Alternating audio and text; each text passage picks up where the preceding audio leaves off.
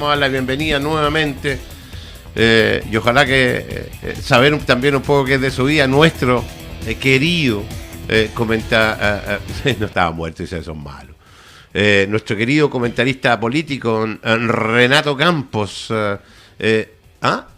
Perdón, comentarista político, ya te puse de política, económico. Querido, ¿cómo estás tú, Renato? Roberto, tanto tiempo, ¿cómo te va, Nidia? Un gusto un gusto poder hablar con ustedes nuevamente. ¿Cómo estás, Renato? El gusto es nuestro, querido Renato. Las circunstancias tal vez no son las mejores por los números rojos que estamos viendo, pero de igual forma es grato conversar. Oye, ¿cómo has estado ¿Cómo has estado tú? Bien, todo bien, desde el sur aún. Ya, te quedaste instalado allá. Sí, con hijos, 7 meses y todo. Perfecto, qué buena noticia. Oye, ¿qué está pasando? Yo le decía a Nidia y a los teleoyentes, le decía que lo importante que es lograr entender lo que se está viviendo. Claro, ayer cae la bolsa en Japón, 12%, cae la bolsa acá, cae allá. Se habla de que habrían pinchado la burbuja nuevamente en Estados Unidos. Se habla que Estados Unidos va a entrar en una recesión. ¿Qué está pasando en vocabulario simple para que nosotros, los ciudadanos de a pie, lo entendamos? Sí, claro. Bueno, mira, en realidad lo que ha venido ocurriendo durante el último tiempo es todo relacionado finalmente con expectativas y calce de expectativas finalmente. No sé si ustedes se acuerdan que hemos comentado constantemente o cuando teníamos contactos anteriores la relación que existe entre las tasas de interés y cómo eso afecta finalmente a los mercados. Sí, claro. En cuanto a la relación del valor del dinero. Cuando un banco central sube su tasa de interés, entre comillas o en teorías, se encarece el costo de los créditos. Uh-huh. Por tanto, a la gente se le hace más difícil poder obviamente acceder a estos créditos, la demanda interna tiende a disminuir, la economía tiende a desacelerarse, etcétera. Y es lo que ha venido ocurriendo durante el último tiempo, y sobre todo después de la pandemia, con el propósito de controlar la inflación, los bancos centrales subieron sus tasas de interés. Uh-huh. Y en contraposición, Japón en particular había mantenido tasas de interés en terreno negativo durante mucho tiempo, o sea, lo que significaba que en teoría ellos estaban pagando finalmente por prestar dinero, porque tenían tasas de interés en negativos, menos 0,1%. O sea, te pagaban por esto a nivel de grandes empresas, me imagino, no claro, obvio. No de consumidores.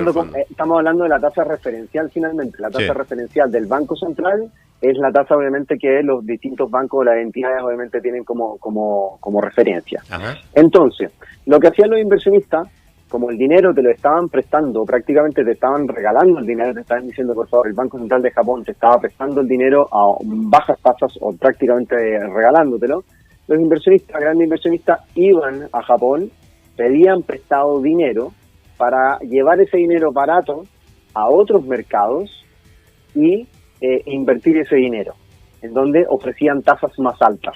Ya. ¿Vale? Se hacían la pasada. Claro, exacto. Entonces, obviamente, eso son posiciones o son inversiones de largo plazo. Entonces, cuando hoy en día las cifras macroeconómicas, y aquí nos saltamos el charco, nos vamos a Estados Unidos, hoy en día cuando las cifras macroeconómicas no están presentando un buen escenario, como puede llegar a ser la tasa de desempleo, el crecimiento y la inflación, que son los tres principales, cuando estas no presentan buen ritmo, obligan al Banco Central de Estados Unidos, a la Reserva Federal, a decir, no necesitamos estimular la economía, por tanto, eso es a través de recortes de tasas de interés. Entonces, los inversionistas que estaban teniendo su dinero, agarrando dineros de Japón para llevarlos a economías con tasas más altas, como en Estados Unidos, dicen hoy en día, bueno, si ustedes están bajando las tasas de interés, tengo que sacar mi dinero, parece que ya la gallina de los huevos de oro se acaba, saco mi dinero, y entonces voy a ir a pagar mi deuda o el préstamo que tengo con el Banco Central de Japón, por decirlo de alguna forma. Yeah. Entonces, obviamente lo que yo hago, como las acciones venían subiendo, buenos rendimientos, etcétera, tomo el dinero de las acciones, vendo, liquido mis acciones, y eso me permite entonces ir a pagar con efectivo mis deudas que yo tenía en Japón. Eso obviamente a gran escala ese es el concepto de lo que viene ocurriendo durante los últimos días. Más allá obviamente del empeoramiento económico principal y puntual de Estados Unidos, también lo he mencionado en China, un conflicto Renato, geopolítico y así otra serie Renato, de... deja hacerte una pregunta antes para darle el paso a mi querida Nidia. Estamos junto a Renato Campos Santana, analista de GHT Trading, nuestro comentarista económico. ¿Estos son situaciones independientes, la de Japón, la de Estados Unidos, obviamente se integran en algún minuto, pero la realidad de Japón que está viviendo es distinta a la realidad de Estados Unidos? ¿O van absolutamente de la mano? Es distinta, porque en términos sencillos, Japón lo que hizo fue subir su tasa de interés, a diferencia de lo que comienzan a hacer los bancos centrales del resto del mundo, que comienzan a recortar sus tasas de interés. Renato, entonces ahí es donde se llama el efecto carry trade. Exacto. Renato, sabemos que las tasas de interés, y tú lo explicas muy bien, ahí está, se concentra todo de alguna manera. Las tasas altas encarecen el crédito, desalientan el consumo, y por ahí alguien en el grupo hoy día en la mañana puso un dicho que quiero acuñarlo porque me gustó mucho. Dice, cuando los grandes estornudan, los chicos nos resfriamos. ¿Cómo nos pega a nosotros como país latinoamericano todo esto que está pasando en términos económicos? ¿Cómo le pega a la gente? Bueno, en términos sencillos, por un lado, el efecto de incertidumbre a nivel global y le pega a Latinoamérica de manera favorable para el dólar. El dólar actúa como una moneda tipo refugio y por tanto se respalda el inversionista en decir, bueno, voy a comprar dólares. Es el primer signo. Ayer teníamos cierre en torno a 9.57, 9.58, alcanzando valores en torno a 9.70. Entonces, obviamente, eso significa que en primera instancia, todo el material importado, todo elemento importado, obviamente aumenta su precio, y eso obviamente tiende a decir, como gran parte de los bienes son importados, entonces eso dice entonces que la cadena, hasta que la canasta, el IPC, va a tender entonces a presentar un potencial incremento. Eso es como una proyección que uno puede llegar a tener. Ahora, si nos vamos más relacionado, por ejemplo, al mercado, hay una relación con el cobre. El yen es la principal moneda en la que los fondos globales, los hedge funds, se financian. Entonces, para invertir en activos riesgosos en todo el mundo. Entonces, cuando tenemos obviamente un dinero que ya no es tan barato para poder invertirlo, el precio del cobre tiende entonces a disminuir. Por eso es que también ha caído desde los 4,5, 4,7 hasta los $4 la libra el cobre durante las últimas semanas, durante las últimas 5 semanas aproximadamente.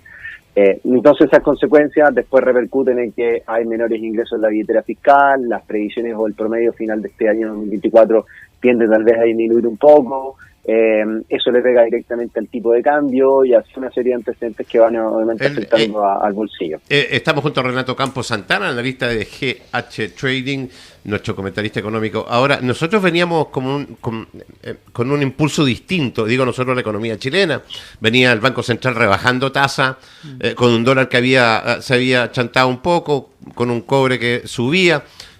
¿Esto va a hacer que esta curva se invierta? Porque a nosotros nos pillaba de otra manera. La verdad que no. Yo creo que es un término, o sea, es una situación relativamente puntual. El mercado, si bien nosotros esta noticia la conocíamos el día miércoles pasado, que era la decisión del Banco Central de Japón como una primera medida para alertar a los cambios o la rotación de cartera, las cifras de desempleo entregadas el día viernes agravan la situación en Estados Unidos en particular. Ya me voy a lo de Chile. Entonces, eso hace presagiar finalmente que el escenario tiende a ser un escenario negativo, pero también hemos conocido a principios de esta semana datos que tienden a revertir la situación. O sea, decir que, bueno, las cosas de manera anticipada, los datos van dando muchas veces muestras de lo que ya ocurrió y hay otros datos que muestran lo que puede llegar a ocurrir. Entonces, lo que ya ocurrió en términos de desempleo pareciera haber alcanzado su peor escenario y probablemente durante los próximos meses las cosas comiencen a mejorar. En Chile en particular, hemos visto como la tasa de desempleo aumentó hasta un 8,3% en su último registro, la tasa de interés alcanzó un 5,75%, el crecimiento va en torno al 1,9% en el último reporte, un 2,3% anualizado. Datos que finalmente van afianzando un poco el escenario, pero que de igual forma dependemos de lo que ocurre en el exterior. No podemos obviamente quedar ajenos a eso. Y ahí es donde uno se enfoca en decir, bueno, en lo de afuera está obviamente tambaleando todo, por eso hay que mirar mucho lo que ocurre en China, como están respaldando finalmente a la economía asiática a través de incentivos económicos. Ya, pero acá... Sí, voy. Ah. Que le pega obviamente a las demandas de materias primas, al cobre, y por supuesto obviamente un crecimiento que va de la mano, o bien debería obviamente a partir del cuarto trimestre comenzar a mostrar ya signos un poco más de estabilidad, y de cara al 2025 comenzar a buscar un cierto grado de crecimiento algo mayor o estabilidad finalmente en este proceso contractivo que la economía ha venido señalando durante el último tiempo. Renato, te quiero preguntar justamente porque tú mencionaste el tema del desempleo, y en esta región pega fuerte. Tenemos, por ejemplo, la industria de la construcción casi parada, ¿verdad? Porque no hay quienes compren. Una, porque está la tasa muy alta, la gente casi en algunos sectores es prohibitivo poder acceder a ciertos tipos. Entonces te quiero preguntar qué pasa con los inversionistas. Esta incertidumbre claramente hace que el inversionista esté más reticente a poder meter luquitas en ciertas cosas, y eso pega en el desempleo.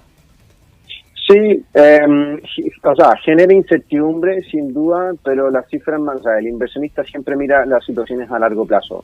En lo que hoy estamos presenciando es un alto nivel de volatilidad, que todavía obviamente está como por confirmarse finalmente un escenario de recesión en Estados Unidos y cómo le puede afectar al resto del mundo.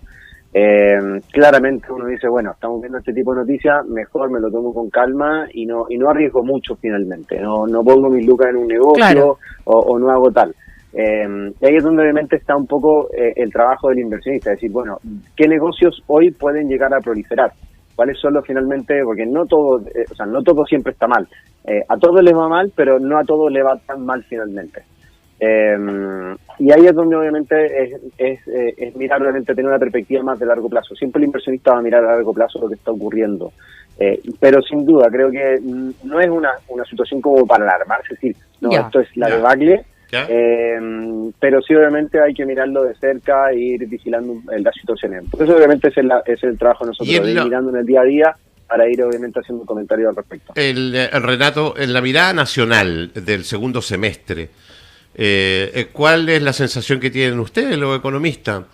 Tendremos, porque venimos de un primer semestre bajísimo, con crecimiento prácticamente cero.